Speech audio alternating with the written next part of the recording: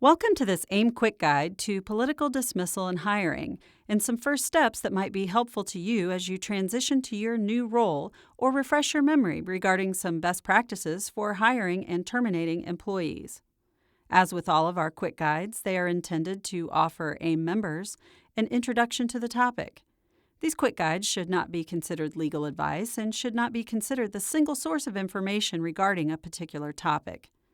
Should you need further assistance, please don't hesitate to reach out to us at aimindiana.org, and we'll be happy to link you with additional resources. While this quick guide can assist any municipal official in understanding certain hiring and firing laws and practices, it is designed with the newly elected leader in mind. And, due to the significance of the topic, throughout this quick guide, I will refer you to a memo written by Michael A. Blickman and Jermaine Winnick-Willett of Ice Miller that can be found on the AIM website, aimindiana.org. Let's get started. Newly elected and re-elected officials face a number of decisions, including decisions relating to employees and staffing. Every newly elected official considers changing the guard to assure that the individuals who work in the office's key positions will be loyal and actively supportive of the official's public agenda. Can an incumbent employee be terminated legally? The answer is that there are restrictions, but the basic rule to remember is that employees may be dismissed if they can be classified as policymakers or confidential employees, as the courts have defined those terms.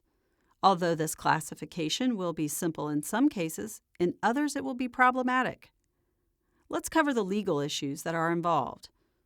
The First Amendment prohibits a public employer from making an employment decision about an employee or an independent contractor based on political affiliation, unless party affiliation is an appropriate requirement for the position involved.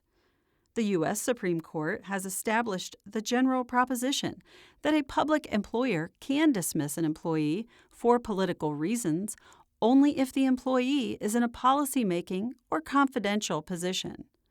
The court has also acknowledged that there may be circumstances under which political affiliation may be an appropriate consideration, though the position is neither policymaking nor confidential in nature. Nevertheless, most cases ultimately turn on whether the employee fits into either the policymaking or confidential category. Determining whether a position is a policymaking or confidential one is difficult, and the result has been a rapid increase in litigation. The Supreme Court has stated that the ultimate question is really not whether the above label fits a particular position, but whether the hiring authority can demonstrate that party affiliation is an appropriate requirement for the effective performance of the public office involved. The leading Seventh Circuit decisions defining the policymaker exception state that the test to determine if a person is a policymaker requires the official to ask this question: does the position authorize, either directly or indirectly, meaningful input into government decision-making on issues where there is room for principled disagreement on goals or their implementation? We encourage you to read the Ice Miller memo mentioned earlier in this quick guide to learn more about this very subjective standard. A few examples of positions the courts found to be policymakers are as follows. A court determined a city park administrator was a policymaker where he organized and coordinated recreation programs, prepared budgets, interviewed and recommended candidates for hire, and negotiated and signed contracts for the construction of a new civic center and all other contracts and leases executed by the Parks and Recreation Commission. A court determined a deputy county auditor was a policymaker as a function of the office, since a deputy has the same power and authority under state law as the auditor. A court determined an executive director of a county housing authority fit the description of an official whose political views can promote or defeat a political program, and, as such, he was found to be a policymaker subject to political firing.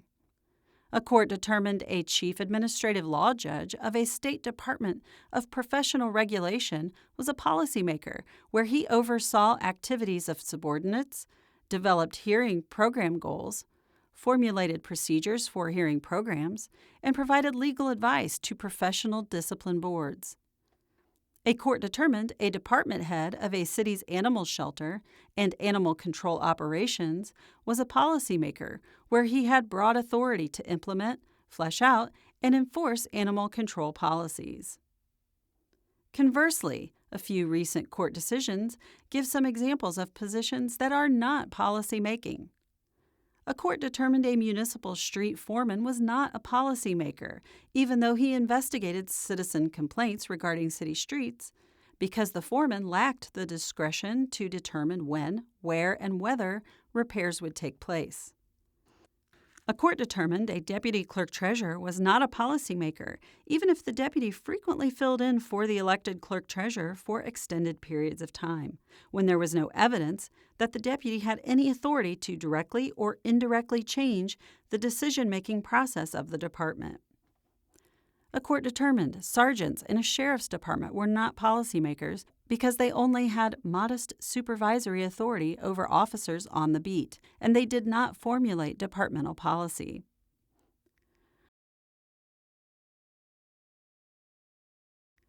The courts consider a confidential employee as a person in a position that has special access to and close communication with an elected official or appointed policymaker. For a person to be considered in a confidential position, he or she would likely need to be a party to politically sensitive communications and information which are critical to the policymaking process. The official can also consider whether loyalty is such an issue for a position that the individual might, if disloyal, interfere with a given political program. Personal secretaries, speechwriters, agency heads, and policy-making supervisors are generally deemed to be in positions in which loyalty is a reasonable requirement. As noted above, the question is answered by looking at the position's general scope of responsibility, not the particular activities engaged in by the incumbent employee. The fact that an employee legally serves at the pleasure of an elected official or body is legally irrelevant. The nature of the duties is the deciding factor. Examples of confidential employees include: a court determined a mayor's secretary was a confidential employee where she was in a position that would make her privy to confidential information and maintained a role in various projects and initiatives of the mayor. A court determined a secretary to a sheriff was a confidential employee since the nature of the position placed her in a position controlling lines of communication. A court determined an executive coordinator to the municipal manager was a confidential employee because she reported directly to and worked closely with a policymaker. For both policymaking and confidential positions, the court will usually allow elected officials to rely on official job descriptions to determine whom they may replace on political grounds. However, the job description represents only a provisional safe harbor. Elected officials may rely on job descriptions only to the extent that they are objective and reliable, as shown by the methods of which they are created and updated. The courts will not allow an elected official to rely on the official job description if evidence suggests that it has been altered, not to reflect the actual changes in the duties of a position, but rather to allow him or her to fill the position with a political favorite.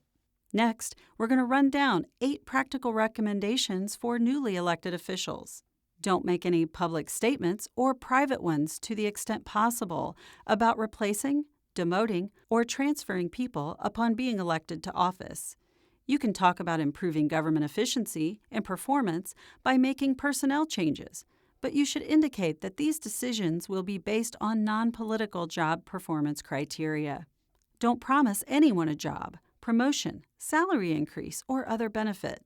Such promises may be used as evidence that subsequent employment decisions were made on the basis of impermissible political considerations. After the election, before you make plans for how you want to fill positions, prepare a list of all positions and analyze which ones fall within the exceptions to the anti-patronage principles described above. Gather all job descriptions for non-merit employees and categorize them into 3 groups: clearly ministerial, clearly policy-making or confidential, and those involving mixed functions. The Eismiller memo offers thoughts about how you might address each group. The mixed function category will be the largest and by far the most problematic. The job descriptions should be studied to determine the duties for which political affiliation is an appropriate requirement for effective performance. There may be opportunities to revise job descriptions, and the development of these descriptions should stress formal job-related criteria. It would be useful to compile a record of campaign promises and acknowledged areas of disagreement between the newly elected official and the prior administration. This record will assist in substantiating the defense that a particular position involved duties for which political affiliation was an appropriate requirement to implement the public's mandate. Legal advice should be sought before any employment decisions are made by any individual who is given the authority to make those decisions, especially when the position change could be viewed as politically motivated. Once in office, the newly elected official should be encouraged to establish and follow a system for making all employment-related decisions as objectively as possible. This includes establishing and updating personnel policies and job descriptions, and implementing all procedures necessary for ensuring conformance with those policies. For more detailed information on these practical tips, read the Eismiller memo referenced earlier to gain more information. The memo provides more context for the information provided in this quick guide. That memo can be found on aimindiana.org on our Quick Guides webpage. Thank you for viewing this AIM Quick Guide to Political Dismissal and Hiring. Again, please note that our Quick Guides are intended to offer AIM members an introduction to the topic. These Quick Guides should not be considered legal advice and should not be considered the single source of information regarding a particular topic. Further, this Quick Guide was recorded in November 2019. Information contained herein was accurate at that time. This AIM Quick Guide is sponsored by Eismiller LLP. Eismiller's lawyers work with municipalities in many areas, including employee benefits, environmental law, litigation, and a number of other disciplines. Because of Eismiller's long-standing commitment to working with public and government clients, the firm has dozens of lawyers who work with municipalities in many capacities. Eismiller has approved the majority of Indiana bond issues for municipalities for decades. We work with cities and towns and their local attorneys and elected officials on every variety of financing available. Eismiller has served as special counsel to AIM since the 1980s and is proud to be a strategic partner. Contact us at 317-236-2216 or visit our website, eismiller.com.